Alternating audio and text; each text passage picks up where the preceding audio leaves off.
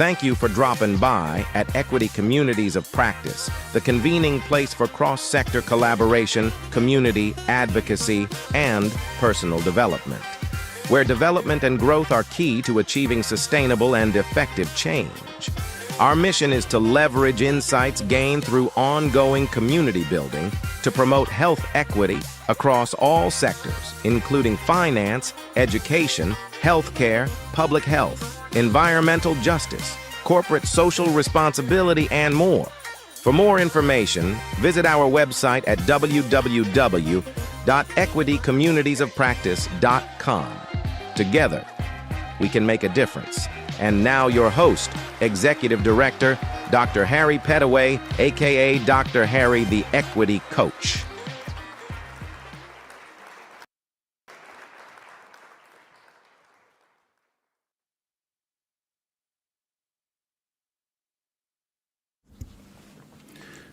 Good afternoon. Good afternoon. I'm Dr. Harry with Equity Communities of Practice. Woo!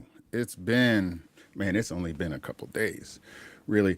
Hey, this is a special edition for Social Determinants of Health Month. If you didn't join me yesterday, I said that we had completed our broadcast, but, I don't want my daughter to say, what did you not say during this time of need? So today we're going to be talking about the executive orders related to DEI. I know we will probably, if people show up, we will have a mixed audience here of people that support DEI, people that do not support DEI. The reason that I am wearing the suit, not my typical Coach Harry apparel, is so that you can share this video with whomever you need to. Hopefully you are going to share it with people that did not realize they are affected by what's going on today. So just give me a second to fix this mic. Hopefully that does not blast your ears off. I want to talk about this quote, and y'all are going to laugh, but it's okay. Another Kendrick Lamar quote: "Rest assured, my rights, my wrongs. I'm right till I right my..." Let me start over. "Rest assured, my rights, my wrongs. I right till I'm right with God. Wouldn't you know, we've been hurt, been down before, when our pride was low, looking at the world like, where do we go?" And I think that is, I picked that one because the idea of where do we go? What do we do from now? Where do we go from here? That's a big question for all of us. Hey, if you wouldn't mind, follow us. Follow us on Equity Communities of Practice. Our goal is to help you break those personal algorithms, keep you from doom scrolling. If you are tired of the same old in your news feed, if you are looking for a different perspective about what to do and how the world works, let me check my audio levels. I am inviting you to come on over and let us help you break your personal algorithms so we can work together to get some things done. I am curious. As always, in the chat, please let us know. You might be here for the tech. You might be here for the conversation. You might be here to disagree and troll. Whatever it is, let us know in the chat. How I'm arriving today is with purpose. We all need to be with purpose. My health equity professional health peers, I'm hoping that you are acting with purpose. Even if you don't know what to do right now, I'm hoping that you can figure that out and find ways of moving forward. What are we talking about today? Man, the DEI ban. And I know that for some of us, we don't think that the DEI ban, and I'm calling it DEI ban, which is the president's executive order against what they are calling illegal diversity, equity, and inclusion, and accessibility practices. And I am specifically saying those words out loud because a lot of the commentary that's been on the internet, some of the suggestions is to stop using the acronym DEI, which I completely agree with, have always agreed with that. But I do want to add some clarity within the order.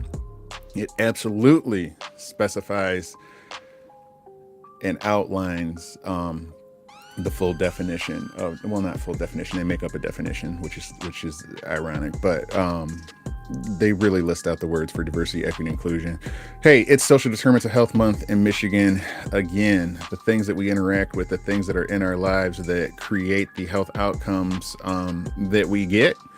Some of the major ones, as represented by Healthy People 2030, my public health people will know what that is, economics, education, healthcare and health services, built environment. Here we are again talking about social context. And we could actually break into the social ecological model, but I am not going to nerd out on that today. But if you're interested in it, please let me know either by direct message or in the comments, and we can create a broadcast just for that.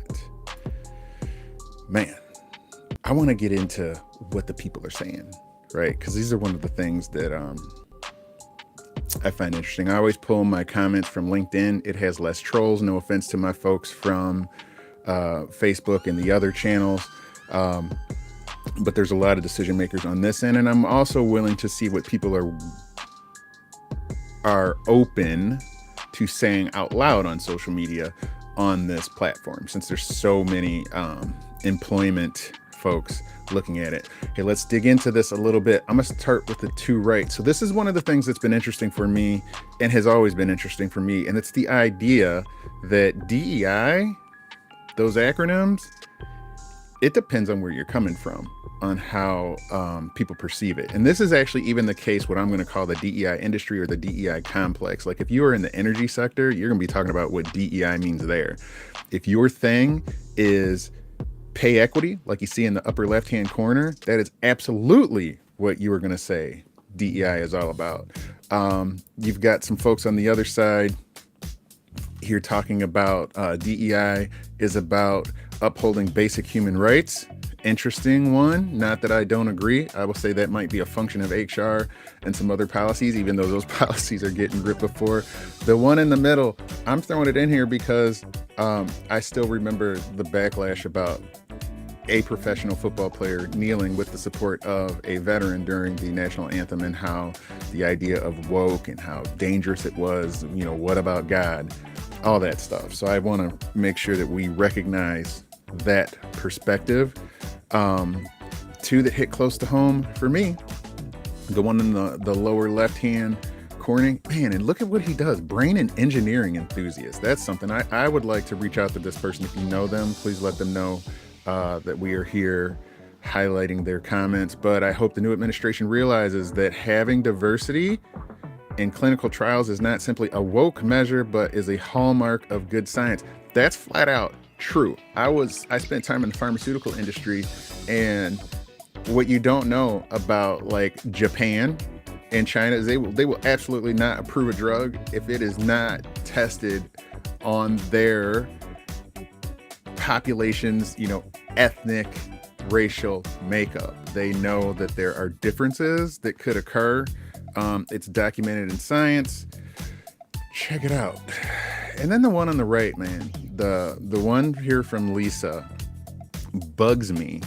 Again, it's tied to health equity and some of the illegal practices in terms of research on minority populations without their knowledge. But the idea that you're going to take out talking about what happened with the Tuskegee Airmen in the military, you're going to take that out of the curriculum, man, because it's woke and somebody's feelings might get hurt. These are the strongest, toughest, most badass individuals in our population, and we're literally going to say they can't handle learning about the Tuskegee Airmen, which means they can't handle learning about the Korean War, the Vietnam War, or First World War when it comes to things like racial discrimination. So I appreciate you all letting me get that out.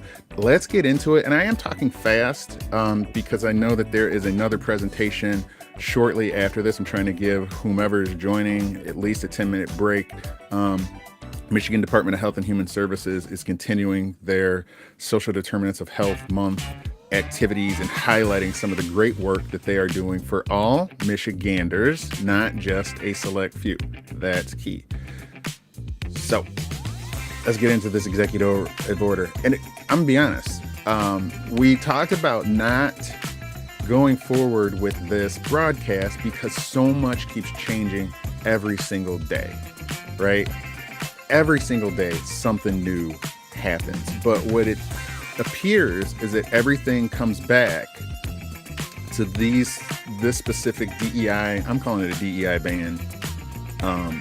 It comes back to this, whether it's the funding that, I don't know, did your organization get you checks? Did it get shut down, or is that next week? Let me know. But let's get into the actual executive order. I apologize. This might be not long, but it's longer than the slide decks that I normally show. So the executive order, the real name, ending illegal discrimination and restoring merit-based opportunity. I'm not listing the whole thing here. You can look it up if you want to, but here's some critical points.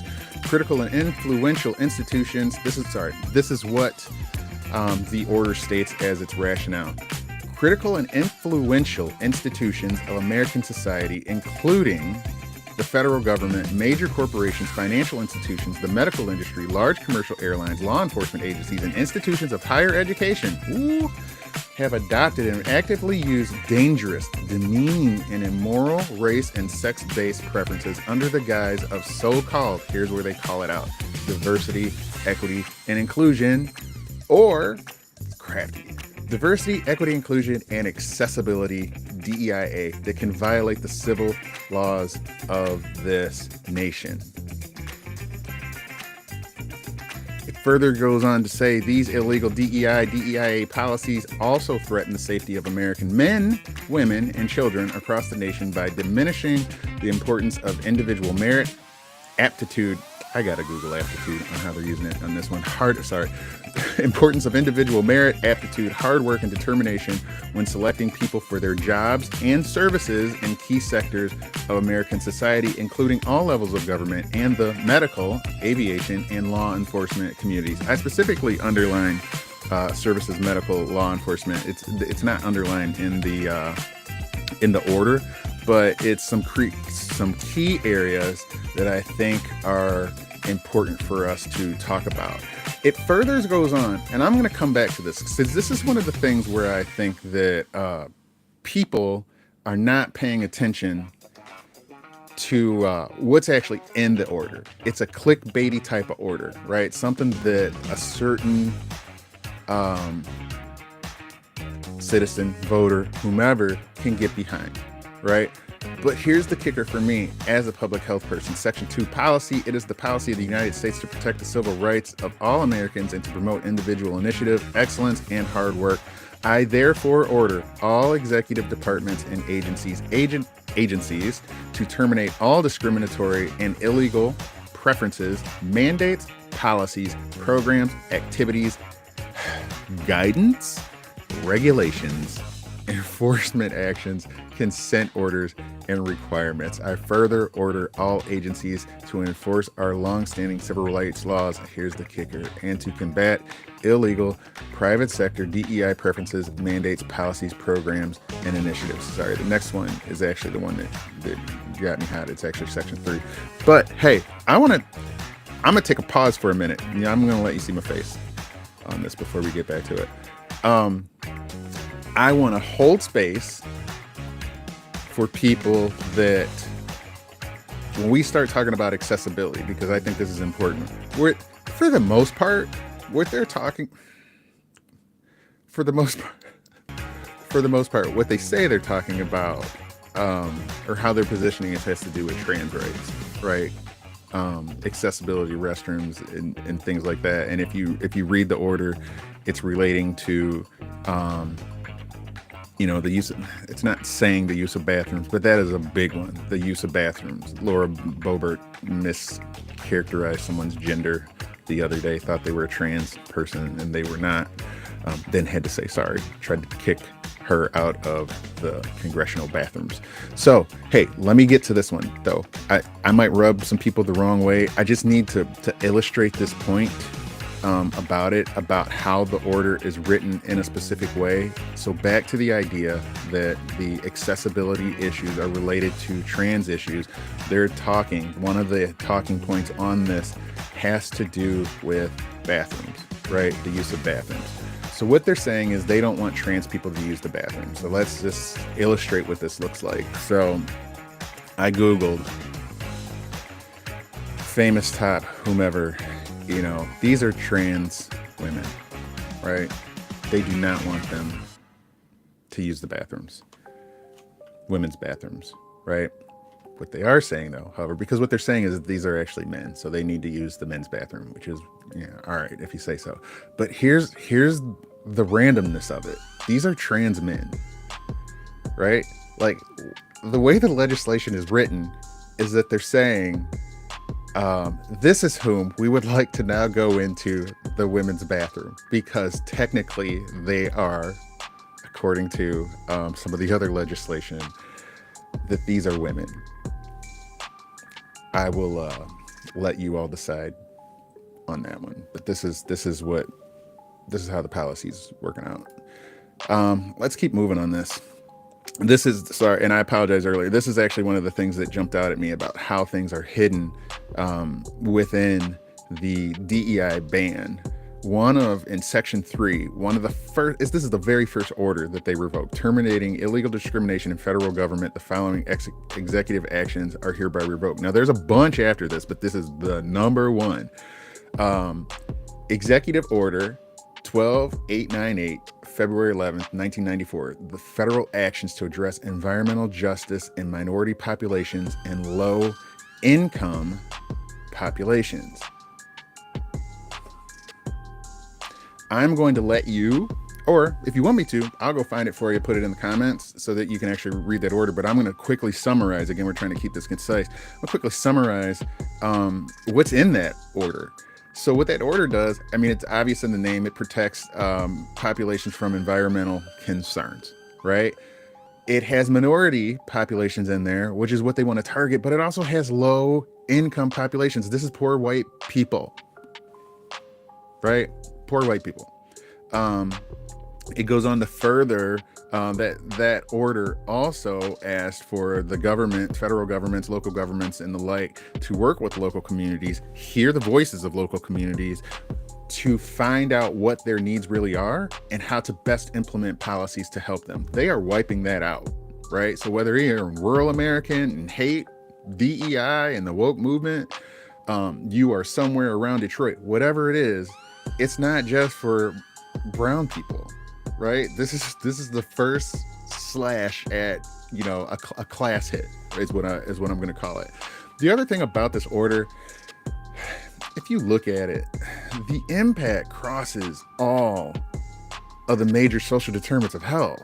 You're talking about finance, education, what type of services that you get. Let me put it down for you like this. And if you're looking at the ticker, you can see it. The two groups of people that benefit the most from DEI programs, this is actually in corporate America, in general, DEI programs, white women and veterans. Veterans are losing, the VA is losing the ability to ask questions about their different veterans, right? Like, what are their needs? Like, they cannot get into the diversity of veterans, trans or not, wherever you stand on that. This is affecting things like even like it's affecting things like we are going to pull funding because we think it's DEI related. And the funding that they're pulling, veterans, tell your other veterans, they're pulling programs to help veterans not be homeless, right? They're pulling programs to stop outreach efforts on how to better communicate, effectively serve veterans, because they want to do a blanket sweep of DEI. So I know I had a little bit of clickbait in the description. This isn't about, I'm trying to keep this one about marginalized, and when I say marginalized, I'm going to say brown people and gender and sexual identity, sexual orientation, right? Because that's the argument that people want to make. This is impacting all Americans. Saying that you can't talk about DEI for you leaders in corporate America is saying that you cannot talk about emotional intelligence. You cannot talk about aspects of team building, right? You cannot talk about, like, how do you recruit some of the best talent? Cave if you want to. I get it, right? Like, people really don't know what to do. But for all Americans, this has gone a little bit longer than I want to, but it's important.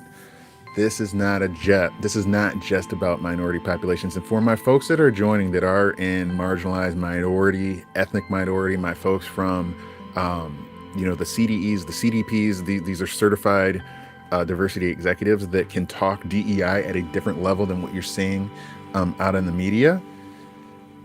This is not a slam against you. This is an effort to try to bridge the gaps to show how diversity, equity, inclusion, and accessibility issues. Accessibility, what is that? I'm gonna tell you.